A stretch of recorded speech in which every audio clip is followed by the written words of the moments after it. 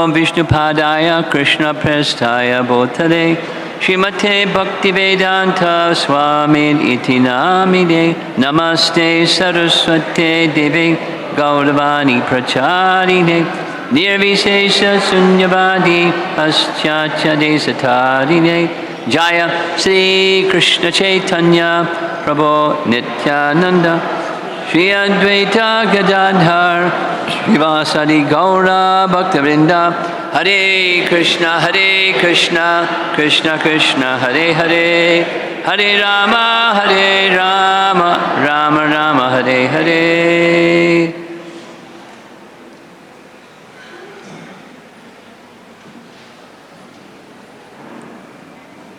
Shri Rupa, you want to score her kirtan? She gets a 10.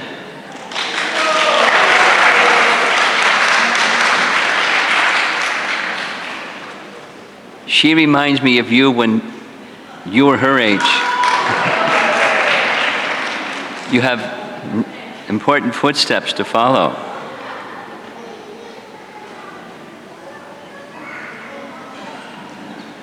And your dad messed up the slides too.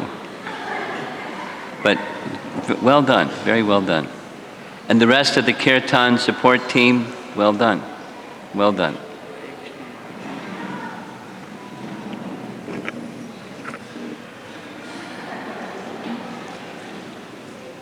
So we have a cutoff time of 1 hour and 15 minutes, and there's 72 slides. Boo. But I'll do my best. So as was mentioned, this is a compare-contrast, not even 101, it's like less than 101. Compare-contrast between Advaita teachings and Bhakti Yoga teachings, meaning the different sampradayas without so much getting into the difference between the different sampradayas. There are differences. That's why there's different sampradayas. But Bhakti, in comparison to, similar to, and in contrast to Advaita.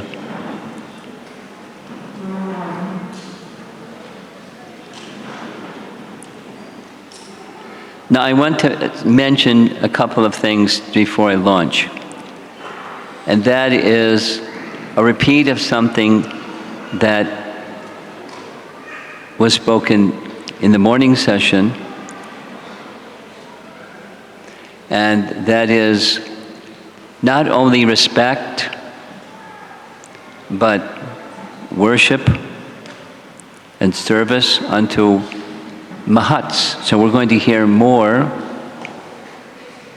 what a Mahat is, in addition to what we mentioned in the morning session. But service in addition to respect,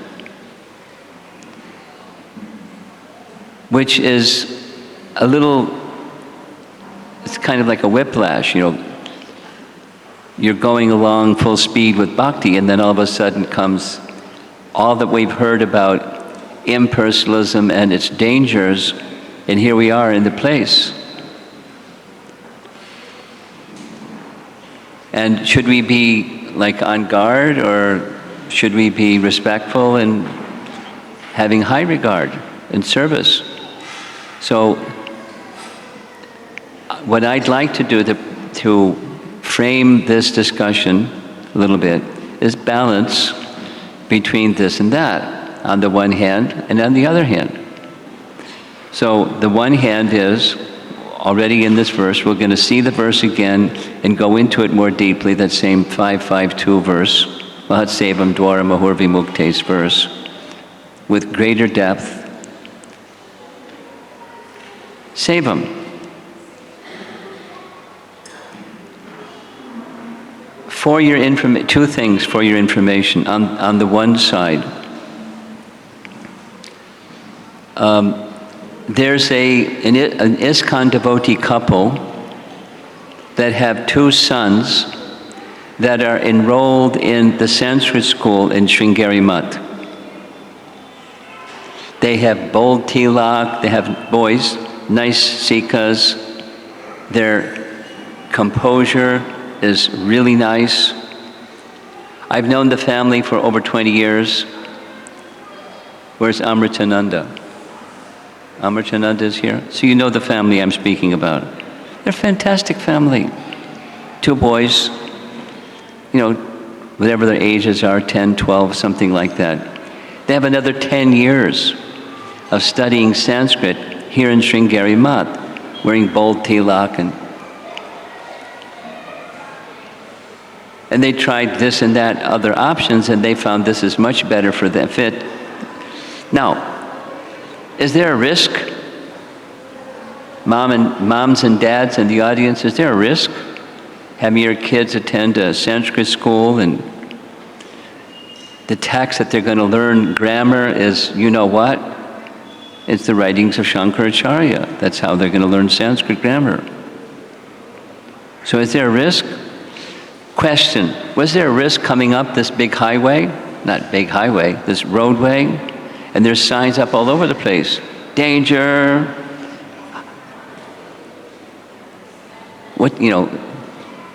Accident-prone area, drive safely, etc., etc. Were we taking risk coming up this roadway? Does life have its risk? Life has its risk. Do we take unnecessary risks? No. Does life has its risk? Yes. Here's a note of caution. Probably most parents in the audience are not inclined to have your boys, Brahmin boys only, by the way, attend the school in Sringeri Mutt to learn Sanskrit. Some parents in Udupi tried it, and their sons, by studying Sanskrit in Sringeri Mutt, became convinced of Mayavad philosophy and became staunch Mayavadis by attending the Sanskrit school. Is there risk? There's risk. Don't think that living, there's risk. Do we take careful risk? Yes. So there's a nice devotee family, so far so good. Is there risk? Yes. But the boys are really, they're effulgent.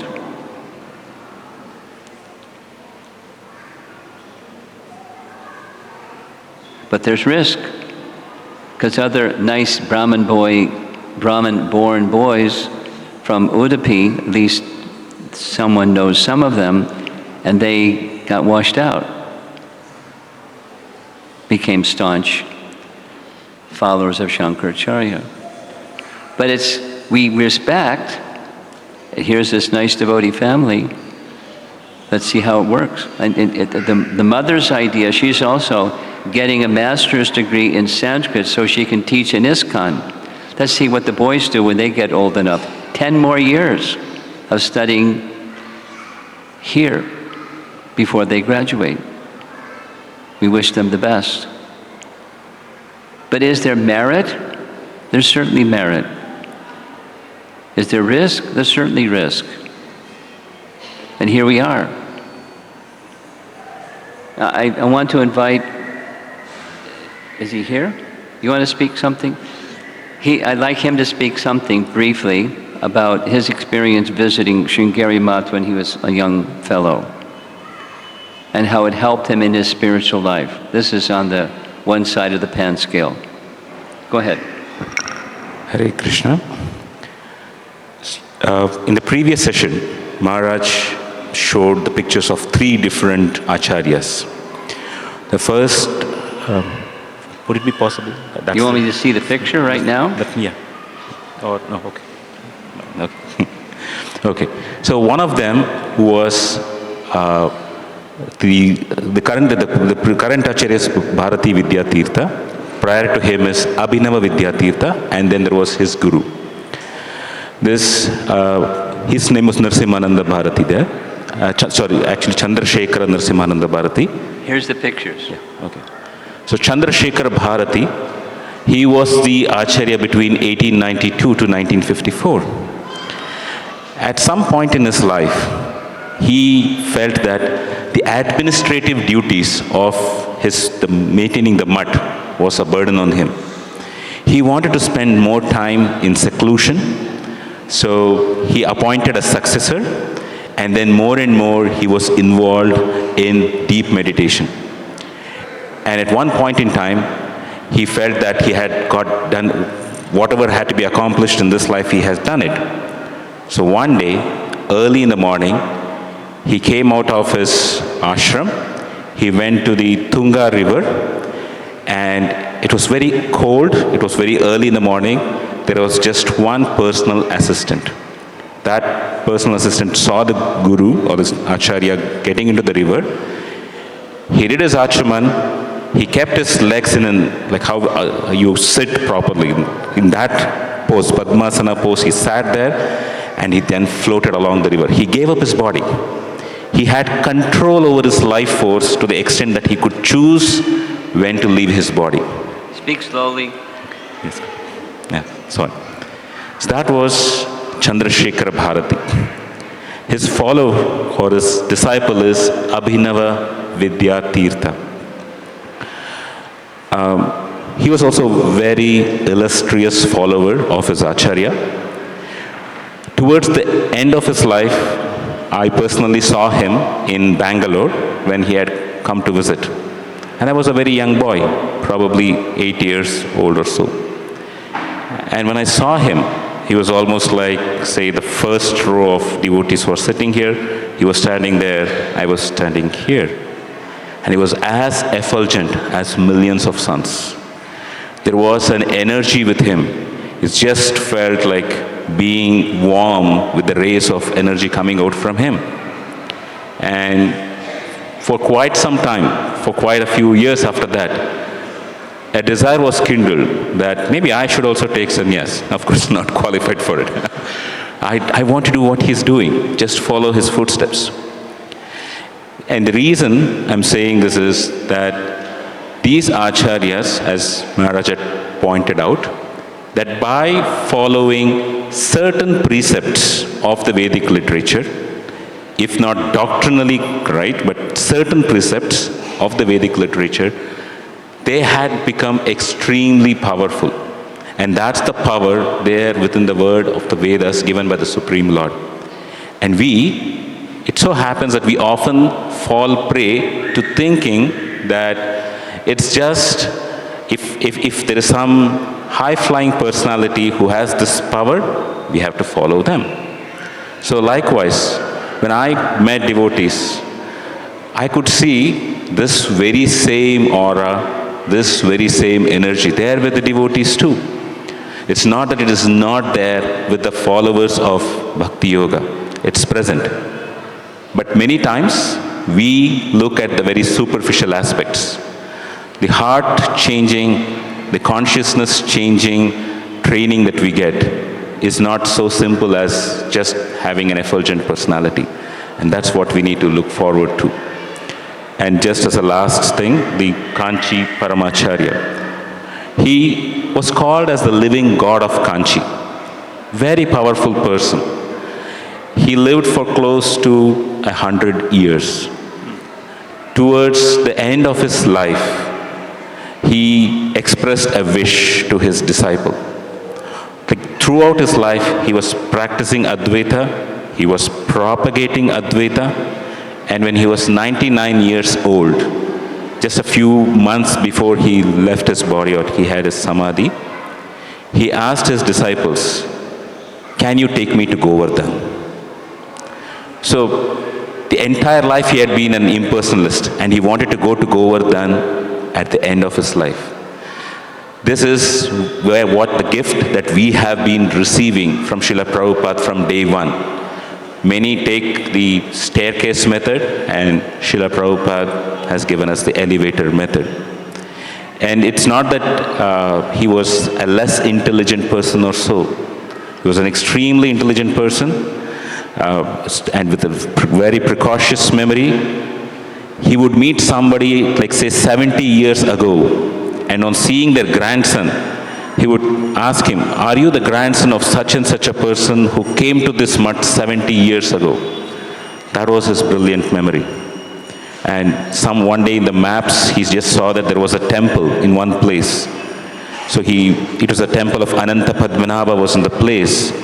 And when he went there to that particular place, he didn't see any temple. It was just full of houses.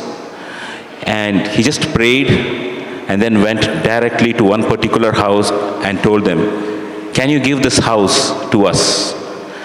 And the owner of the house said, "Well, we are staying here." So the Acharya didn't push him too much.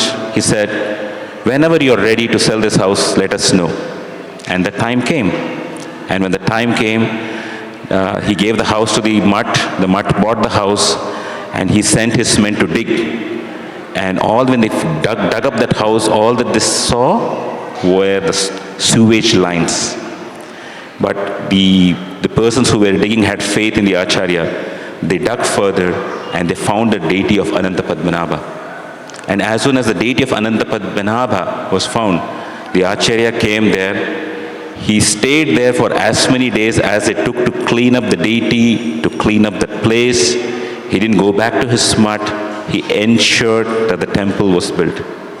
So it's not that they were disrespectful to Lord Vishnu or so, but there is another part of the doctrine which is disrespectful. And that's what Maharaj is going to speak.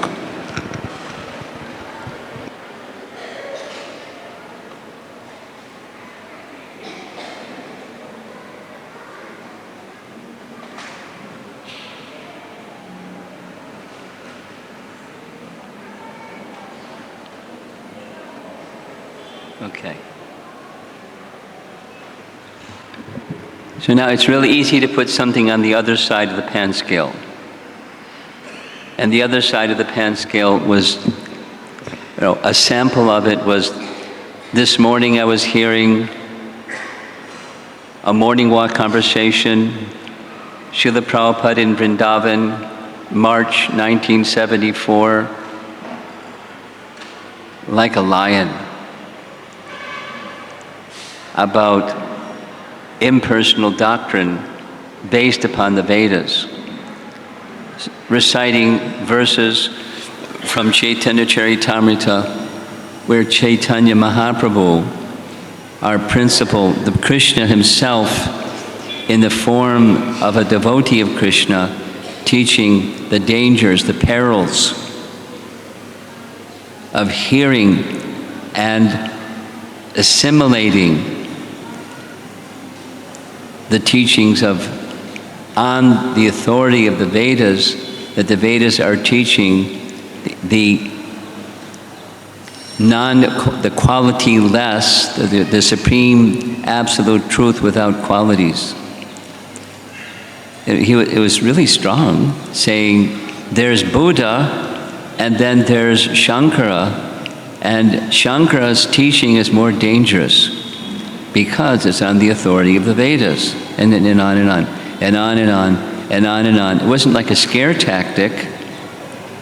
He was repeating the words of Chaitanya Mahaprabhu very strongly. So we make a distinction between the person and the behaviors of a person, and the words of a person, because the behaviors are arising from desire, and the words are arising from conceptions, which also are resting upon desire.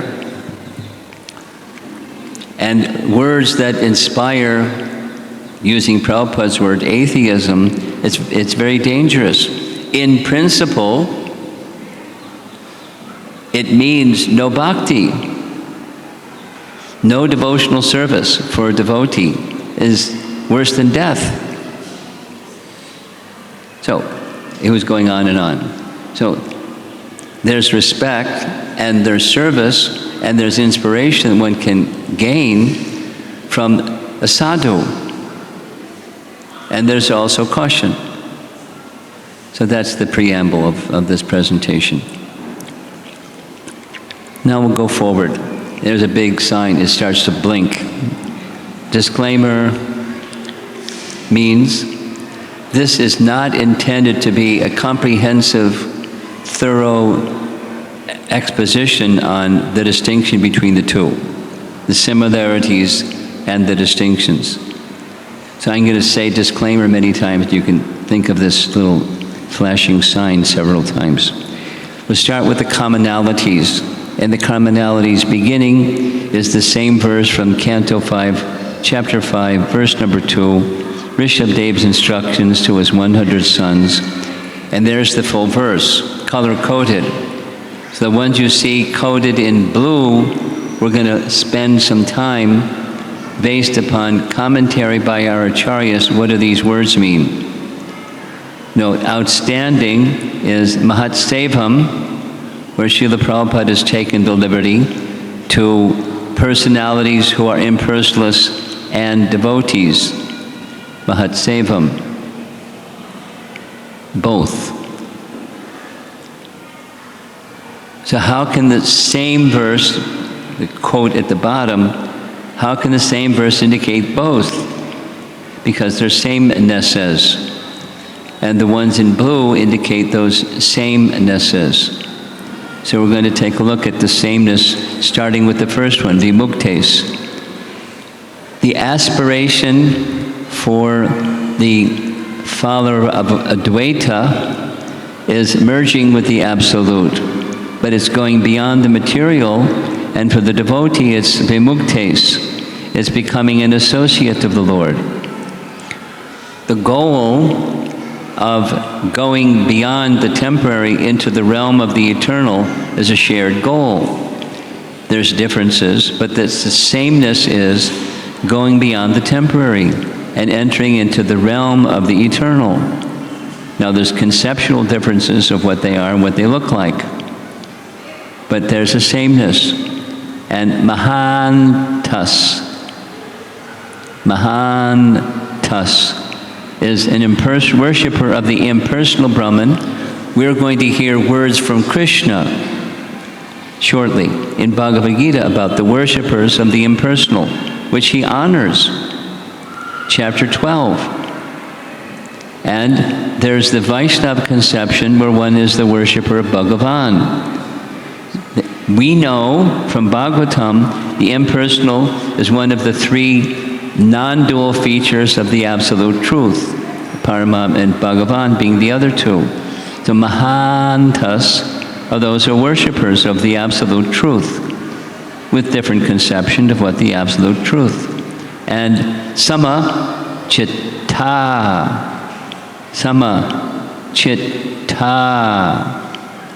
On the left side, you see a pan scale that's balanced.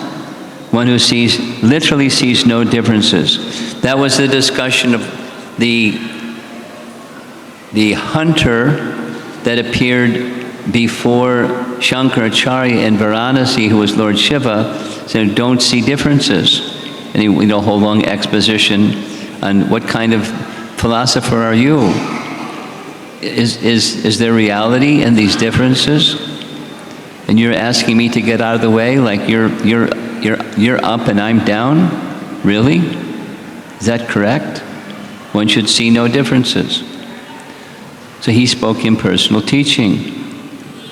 And Shankara said, yes, you're right. And he showed him his form of Lord Shiva and then instructed him, at least this is in the biography, write commentaries instructed by Lord Shiva on these teachings, which he did. But the samachitta term means something else for those who are followers of Bhakti or a Vaishnava. That's in the language of our acharyas commenting on this verse.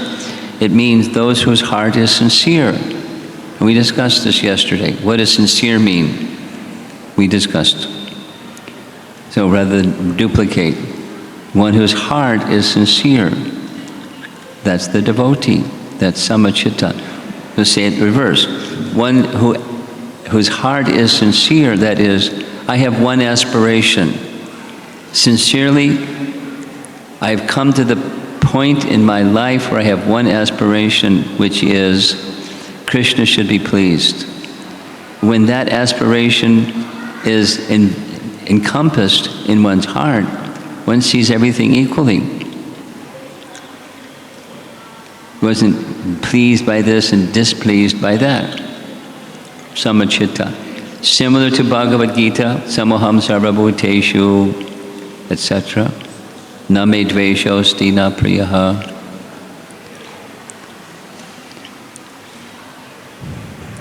But these are qualities of a devotee. And the fourth one, in this verse, 552, is prashanta.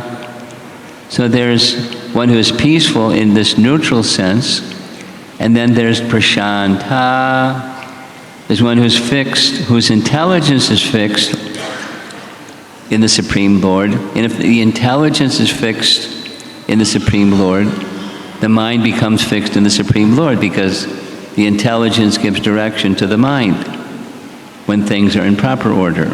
And things are not in proper order, the senses give dictation to the mind gives dictation to the intelligence. The intelligence is supposed to fulfill the order of the mind, which is transmitting the order of the senses. Go get sense gratification, it looks like this. Stay away from unhappiness because it looks like that. And the intelligence becomes the servant of the senses and the mind. But in proper order, this prashanta is not like that. Intelligence fixed in the Supreme. And there are verses in Bhagavad Gita confirming this. So here's another little chart, saying the same thing in one chart. Over in the left, that's these terms from 552. Next is how the impersonalist manifests each of these four. And the far right is how the personalist manifests each of these four. To vimuktes means becoming an associate of the Supreme Lord, etc.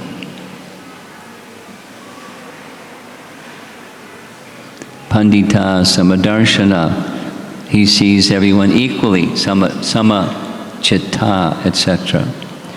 This is a chart showing the commonality, fundamental commonality between the two. Both the commonality are considered to be Mahatmas, not by doctrine, but by quality or character. So here's another chart, similar. The focus of both is to go beyond the temporary and reach the eternal. That's the commonality. They're focused similarly. The definitions are where diversity comes, but it's the common focus, common character. Very important. You heard a little bit about it, and there's much more to say about it, but it's a principle that those who are followers of Shankara's teachings are taught, trained, enjoined to be cultivators of good qualities. You're not a good Advaitavadi if you have bad qualities, any more than if you have bad qualities, you're not a good Vaishnava. So that's a commonality. And as a foundational basis, both fastidious adherence to Vedic scriptures without expanding. The followers of Advaita, fastidious followers. Vaishnavas, proper Vaishnavas, fastidious followers. And their subject matter, Brahma Jigyasa. Now, there's differences in what Brahman is, but there's the commonality. Clear? Because of time, I'm going to keep moving. Okay, so now comes definitions. What's Brahman? If that's the focus, and that's the point of inquiry, what is it? Or, what's the ultimate goal? So we mentioned this verse. Here it is, the full verse from Shankara's teachings, the one that says, Brahman Satya Jagad Mithya. You've heard that one before. It's a verse written by Shankaracharya. And the meaning, very clear. Someone asked, which was Shankaracharya? Here's what he was. The impersonal, attribute-less Brahman is the only absolute truth. The world is mithya, illusion, or false. The jiva is one with Brahman, never distinct from it. By these truths, all bona fide shastras should be understood. It's these four Mahavakyas, it's the lens through which all the Vedas should be understood. To say it otherwise, if you have an understanding that's other than these understandings, you've got the wrong understanding. They must be understood with these empiric truths. That's his teaching. This is the loud proclamation of Vedanta. So the Mahavakyas kind of capsulized in his writing. Now, Vaishnavas, specifically in this case, Gaudiya Vaishnavas, or followers of Bhakti, they have a different definition of Brahman. Here's one. Very familiar. The effulgence, spiritual effulgence of Supreme Lord's body. Next, from Bhagavatam, Vedanta Tattva Vedas Tattvam Yajnanam Advayam, the non-dual Brahman, has three features. This is the undifferentiated feature, or the nirguna feature. Someone was asking about the nirguna feature. Here it is. It's a concept that's within Vaishnavism, but it means something different. There's no material qualities in Brahman. Here's a nice verse from Jiva Goswami, of course, where he's giving a very concise, Sanskrit-loaded definition of what is Brahman. It's three things: Brahatva, Brimhati, and Brimhayati. This is grammar. That which is great or boundless, that which expands or causes others to expand. That's a definition of Brahman. Nice. You can look it up later. Bhagavad Sandarbha, also found in Krama Sandarbha, two different Sandarbhas, definition of Brahman. So again, that which is great or boundless, and that which expands other things or causes others to expand. Now, distinct, here's a definition of Bhagavan. Again, taking from Jiva Goswami, the Lord with attributes. The Suprema has bhagas, is Bhagavan. And in addition to bhagas, he has lakshanas. What's the distinction? There's 6 bhagas identified by Parashara Muni in Vishnu Purana, and the attributes are unlimited. The lakshana, the attributes or characteristics of Bhagavan are unlimited. Here's an example Jiva Goswami gives to explain. For example, a lakshana of a lotus that's undifferentiated may be differentiated by calling it a blue lotus, because they're different colors. So blueness is an attribute, or pinkness, or whiteness, or some other color is an attribute, a lakshana. So Bhagavan has lakshanas, unlimited lakshanas, unlimited lakshanas. That's saguna Brahman. Not only matter, but spirit has unlimited lakshanas. Unlimited. There's a nice blue lotus, a photo of it. So now we're looking a little bit at definitions of Brahman. Here's an image indicating what the goal of an Advaita adherent is: becoming one with Brahman. And for a Vaishnava or a Bhakti follower, their goal is serving Krishna and serving Krishna's devotees. And when service to Krishna or Krishna's devotees becomes matured, then there's a certain taste to the service, bhakti rasa. So that's a goal. The goal is not exactly, I want bhakti rasa. The goal is service. But with service comes a certain taste. It's a subset of the goal. The goal is being who we are, which is servants. And when you are who you are, there's a taste, spiritual. Looking at Rupa Goswami and his definition, you know the verse. Let's say the verse together. Anyabhilashata shunyam jnana karma janavratam Anukoyena Krishnanushilanam Bhaktir Uttama. So this Anyabhilashata has a determining factor that there isn't some other desire than pleasing Krishna. And the Advaitin has some other desire than pleasing Krishna. So that Advaitin is not taking part in bhakti. Say it stronger. If one of Chaitanya Mahaprabhu's and his followers' statements, if you buy in, if you assimilate the Advaita conception alone, bhakti is choked, it's suffocated, it perishes, it dies, there's no bhakti.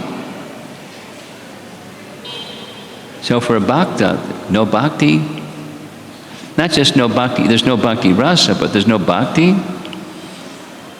It's worse than death, better to die. Then there's still a possibility of bhakti rasa or bhakti service. But if you buy into the conception, no service, horrible. Here's a little chart showing the same thing. There's this little rungs of a ladder. On the left side, there's the soul in ignorance. You may know a few souls that are in ignorance. Maybe you're one of them. And if you're a Shankara follower, then you worship Saguna Brahman, and after some time, you discard. Literally, discard Saguna Brahman. So what's an example of Saguna Brahman? It's a deity. I've seen a photograph, I couldn't find it, of a festival somewhere where someone is certified as having completed the undergraduate and gone to the graduate level of Saguna worship, and now they're ready for Nirguna worship. A big ceremony, and they take the deity in a grand procession and throw the deity in the ocean. Thanks a lot, Charlie. And not like I'll see you later. That's it. It's using the Saguna feature to get to the Nirguna feature. That's the little ladder to reach the goal. And the goal is Nirguna Brahman. And the soul is non-different than that. There's no difference between you and Brahman. Brahman is you, you are Brahman. Absolutely no difference. You may use this Saguna Brahman step to get to Nirguna Brahman, and you throw away the Saguna feature. Meditation follows, that's the external, and then there's the internal. We'll deal with that in a moment. I'm going a little quickly. I hope it's okay. On the right side, a different kind of a chart. This is the bhakti goal. Now, when one is a bhakta, they acknowledge Bhagavan is the supreme. And they know that within, encompassed within Bhagavan feature, there's the impersonal feature, or Brahman without attributes. But they don't pay the bhakta focuses on bhakti. That's service to Bhagavan, because you can't serve the impersonal, but it's a subset, or it's included within.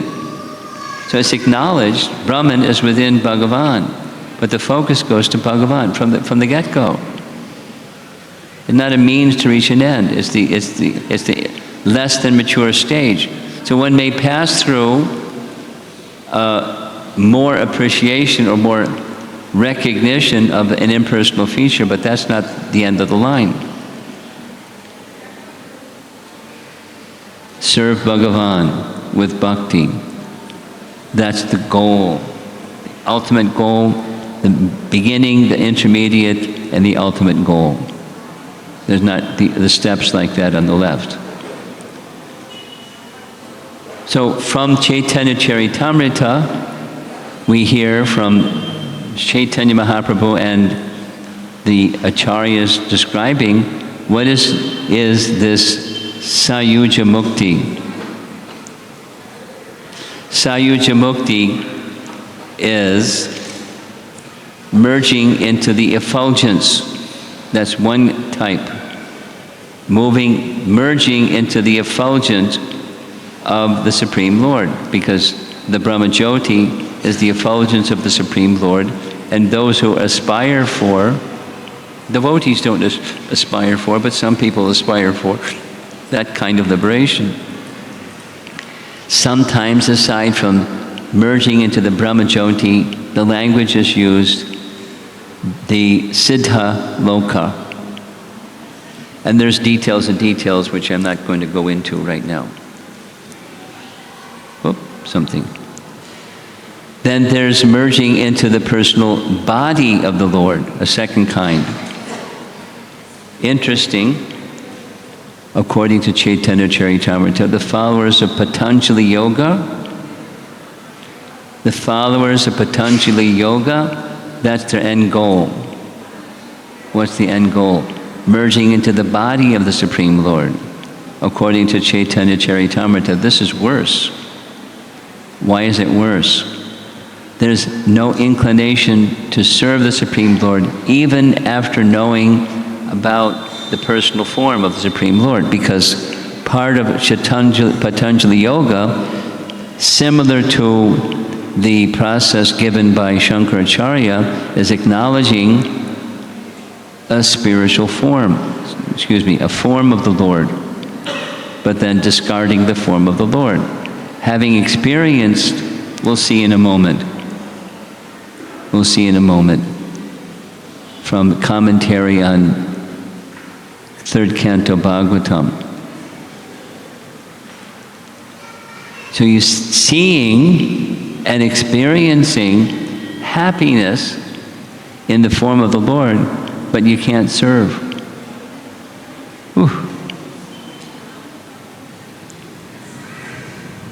So does Krishna have something to say about these two paths? He sure does.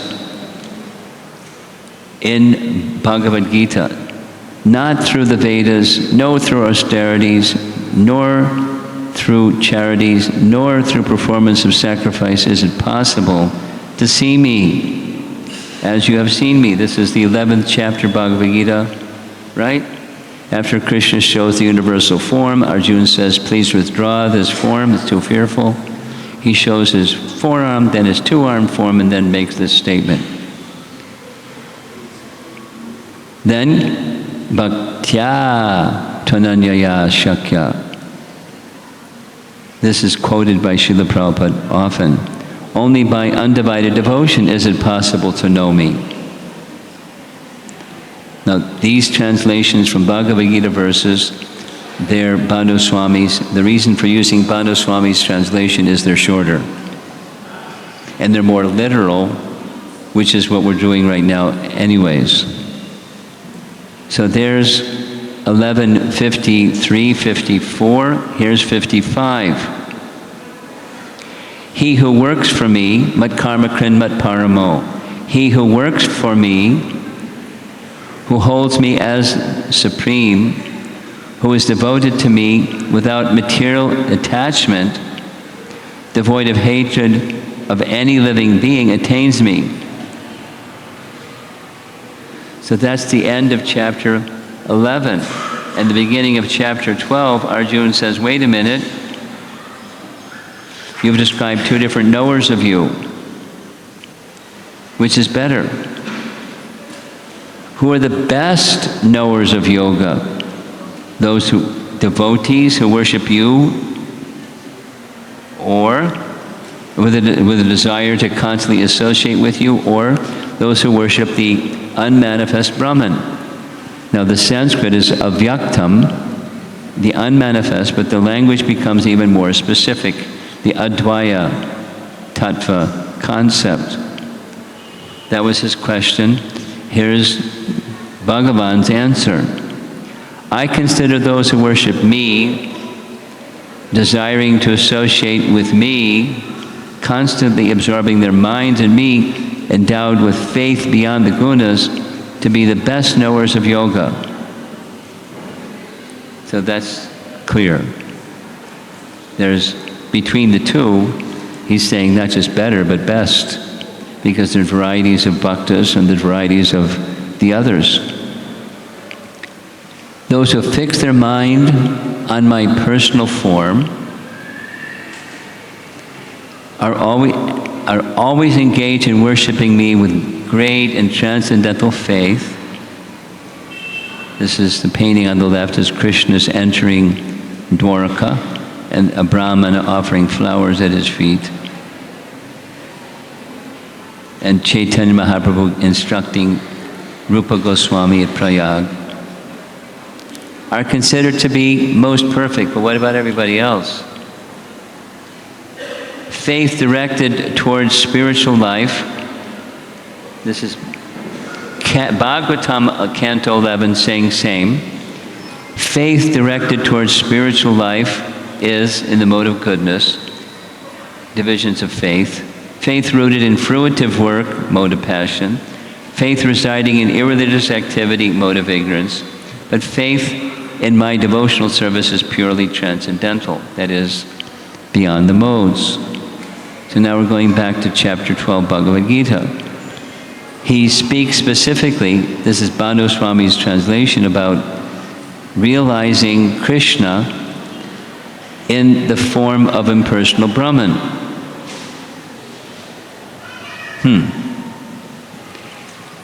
Question. The answer is yes. Is it possible to realize Krishna in the form of impersonal Brahman? Yes. It's not complete, but it's realization of partial realization. So here's Bhanu Swami's translation. But those who worship the unnamed, formless entity, all pervading in space and time, the inconceivable, unchanging, eternal Brahman, completely subduing their senses, looking on all things equally. This is the samachitta. Remember that term? Intent on the welfare of all attains me alone, in the form of impersonal Brahman. So it's not a new idea, it's just packaged by Shankaracharya in a particular way. Text 5. This is the Kleshodikataras Tesham verse. Those who are attached to the impersonal realization encounter klesha, not just little, extreme klesha. The unmanifested goal brings suffering to those who have bodies. That's pretty much every one of us. Here's Vishwanath Chakrabarti Thakur's commentary. I'm going quickly. I hope that's okay. It's the exercise is to compare and contrast impersonal bhakti or Vaishnava conceptions. There's similarities and there's differences. Those who are attracted to only Brahman avyakta sakta chetasam, who desire only realization of Brahman undergo excessive difficulties in attaining it, because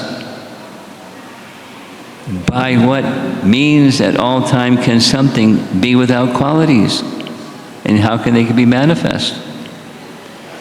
That goal is attained by the jivas endowed with bodies only by undergoing suffering. The senses have the power for particular knowledge, such as sound, not something which does not possess particular qualities. Therefore, stopping the senses is necessary for those who desire knowledge of the impersonal without particular qualities. There's this vishesha again, the attributes or qualities. But stopping the senses is like stopping rivers. Stopping the senses is difficult. This is philosophy, so it's a little hard to hear it. But here we are at Sringeri Math, and how can we not speak about Shankaracharya with exploring, at least not comprehensively, but in a very simple form, what is it he's saying? And how did it work on a group of people? Like a lot of people. Even mode of goodness people who were Vaishnava worshippers, as we heard, the Shivali Brahmanas were for the Bhagavad school, Bhagavad Sampradaya. But they got washed out because their bhakti wasn't so strong and their understanding wasn't so strong. What about us? How strong is our bhakti? And how strong is our understanding? And let me ask you, is there a strain of impersonalism in the world today?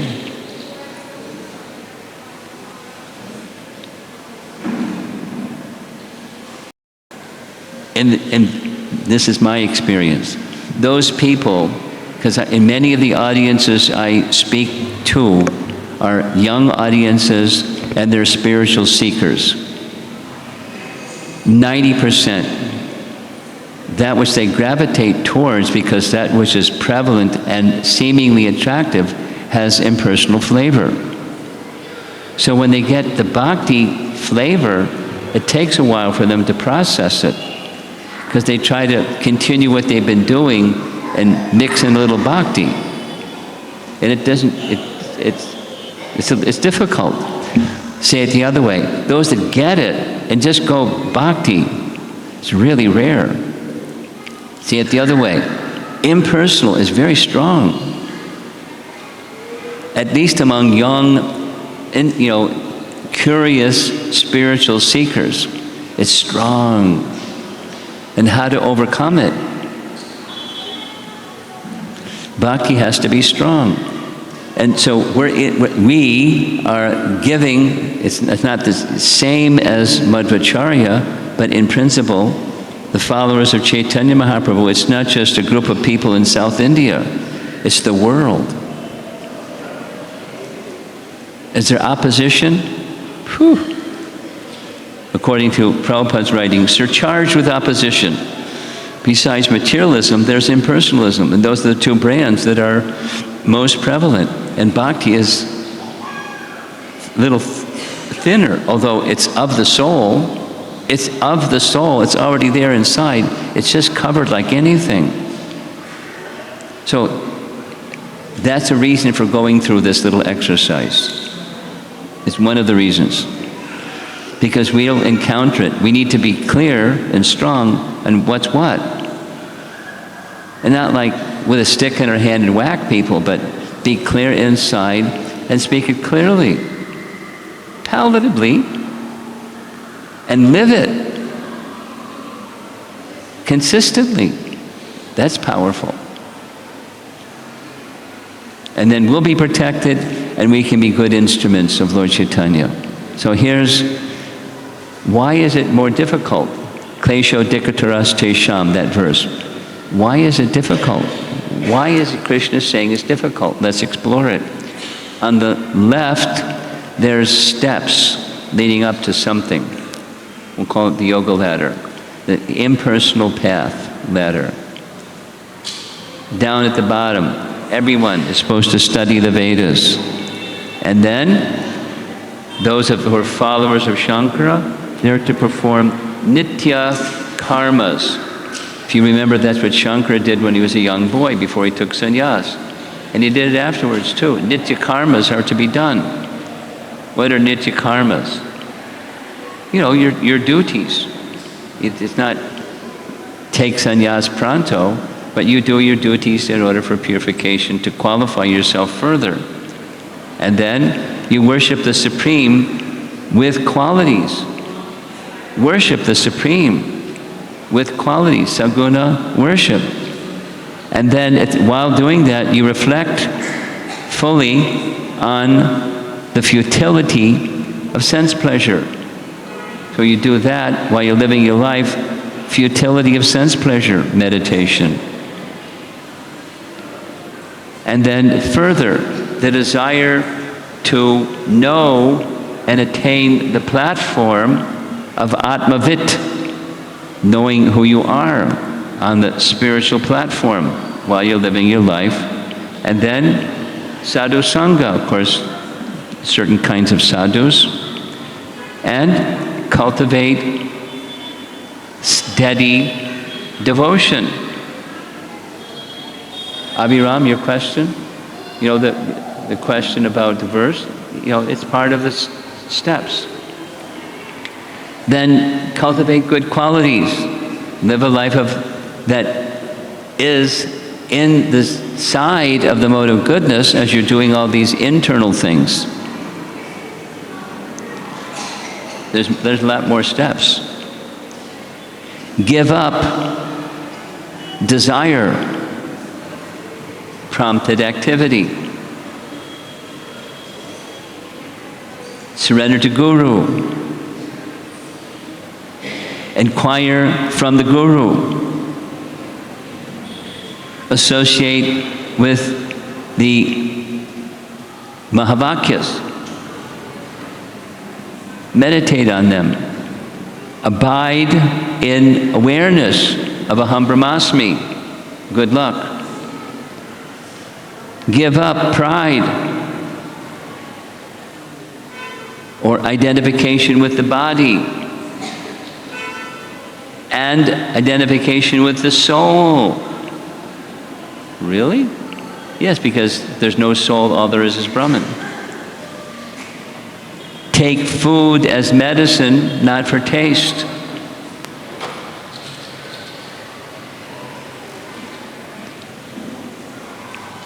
Endure difficulties of the world. Avoid unnecessary speech.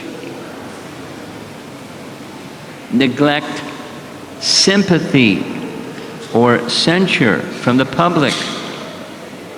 What's next? Sit comfortably in solitude. Focus the mind on Brahman. Good luck, Prabhus. Klesho dikataras tesham avyakta sakta chetasam. That's their sadhana process. So, what's the takeaway? Non-dependence on the Supreme Lord brings so many additional steps. Yes? And it's difficult. And the goal is not so attractive. Atma Brahma Aikya. You are, that's another Mahavakya, another one of those same things that says the same thing. You are an Atma. Okay, that's the steps. Now, who's eligible even to begin the steps? Well, you have to be born in a Brahmin family, first of all. And then there's all these other things that you have to do. Perform nitya karmas, it's the same list, but it's more expanded what nitya karmas are. Naimatika karmas, you have to do those.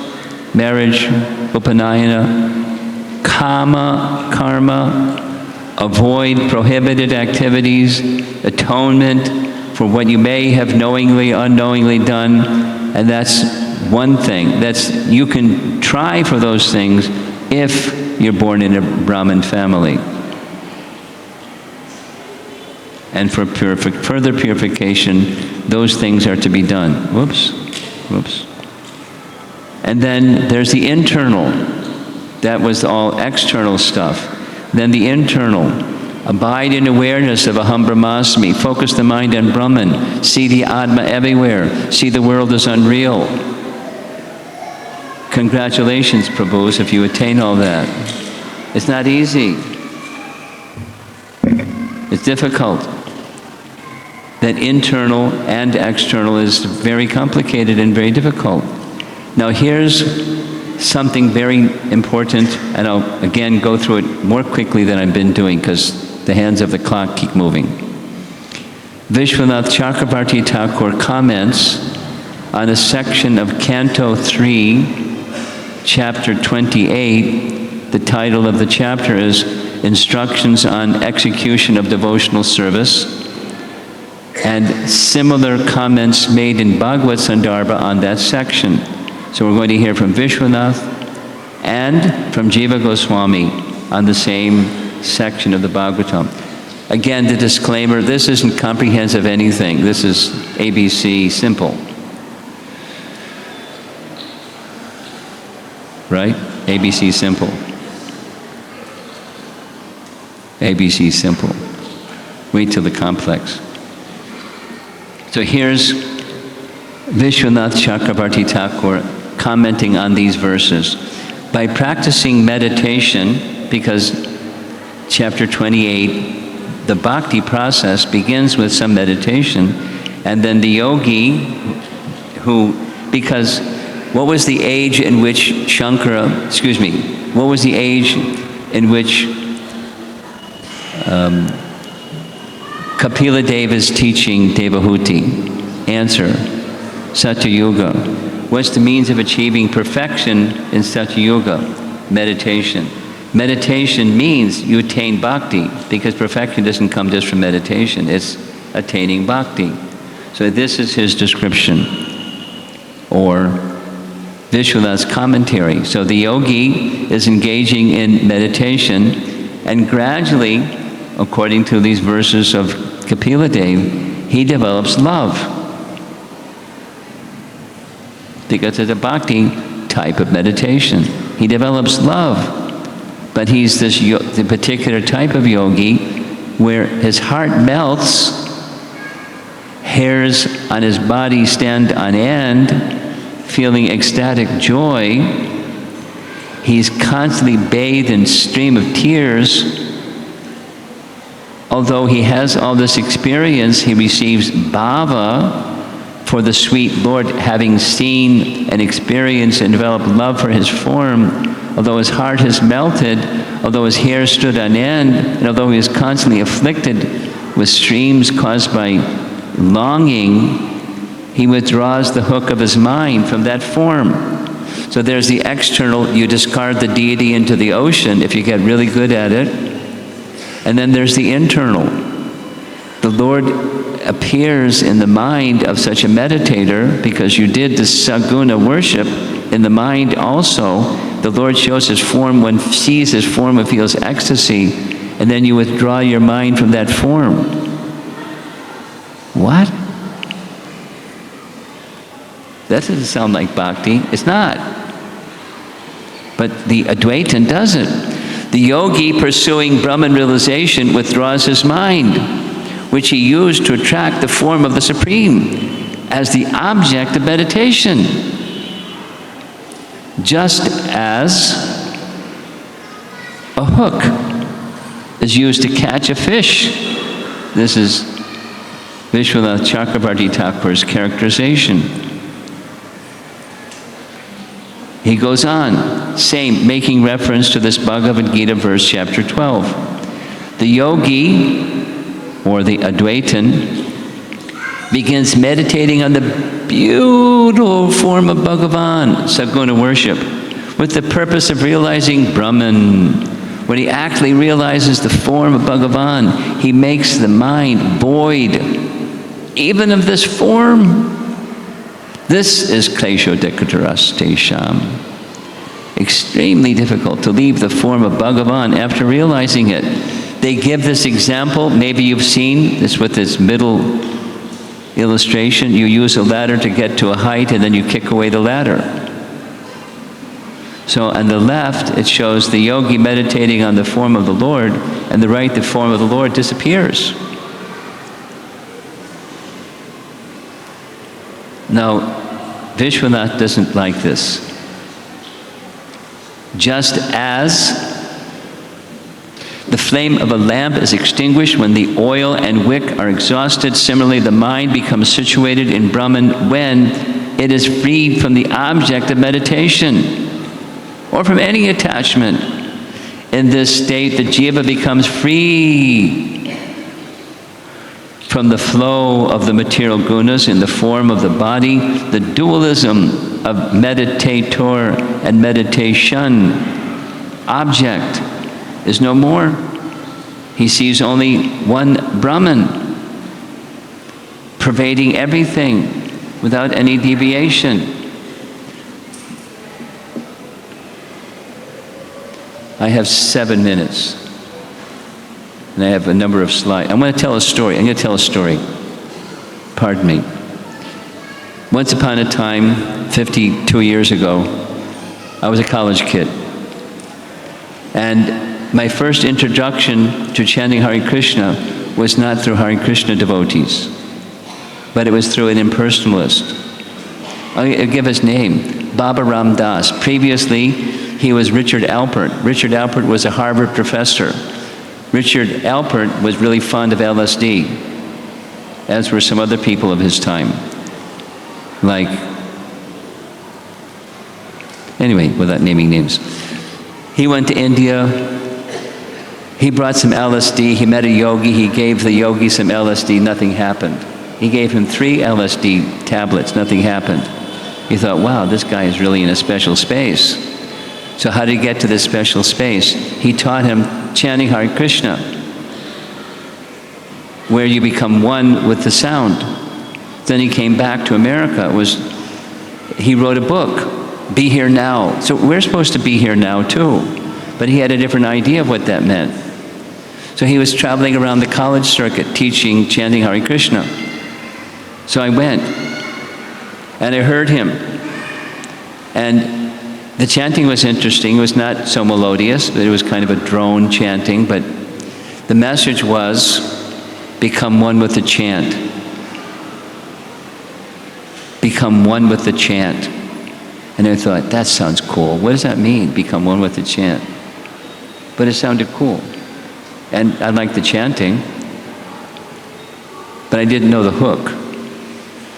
So later, after I heard him a little bit more, he started explaining, in the beginning there's you in the chant, and you in the chant, and you in the chant, and eventually it's just the chant.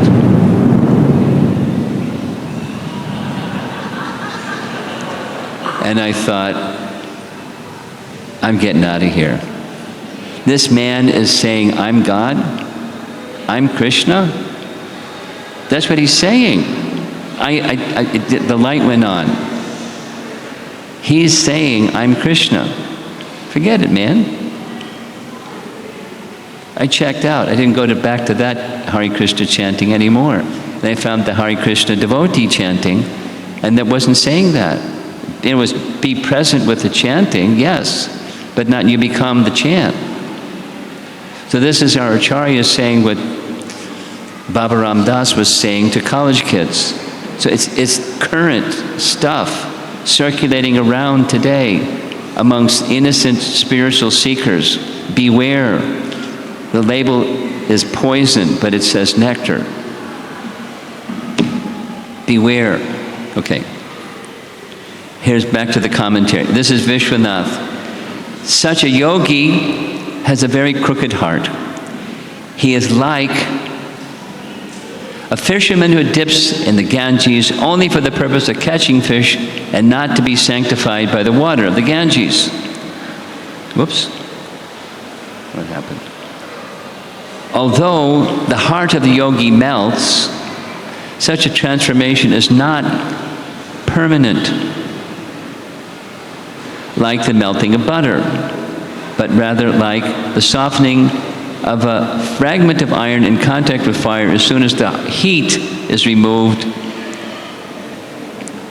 the iron becomes solid again. Although he bathes in the Ganges every day, he remains hard-hearted, dry, crooked, like the very hook he uses to catch the fish. The hook looks appealing to the fish only because of the bait on it.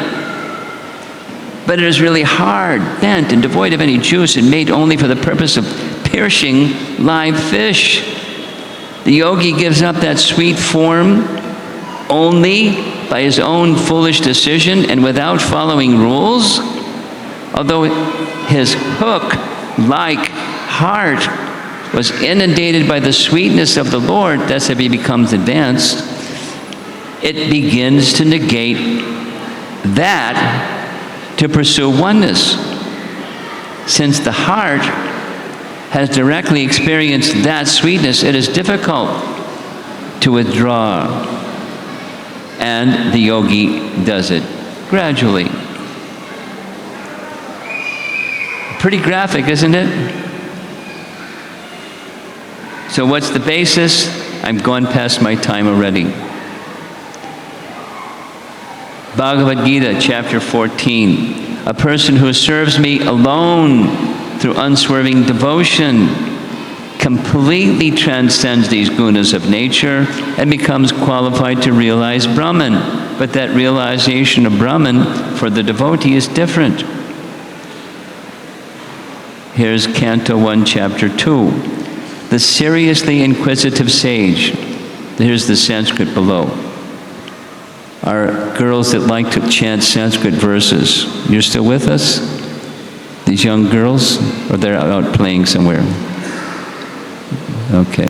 Your daughter is playful. Okay. Maybe I should end.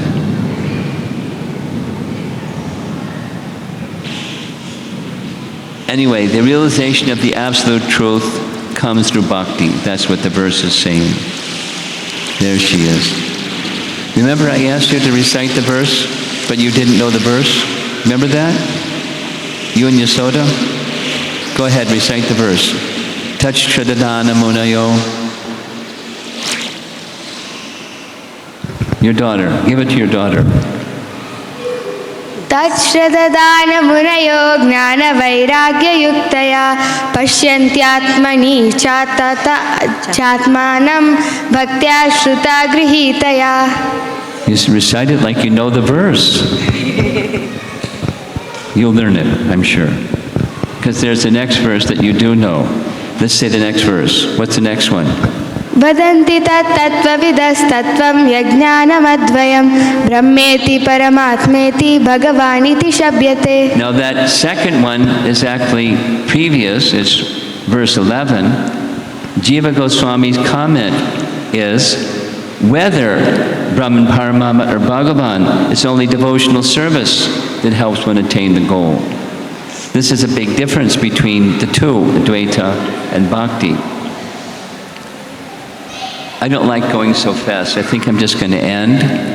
But, there's a difference. There's samenesses, conclusion. There's samenesses. There's 4 categories we identified as samenesses. What's the focus? The focus is inquiry into Brahman. That's our mandate. We want to know what's beyond the detachment from the material pursuit of happiness, sense objects, and all of that stuff, and going away from that and towards what is the absolute truth. Developing good character, that's another feature. That's a common shared function. Strictly following,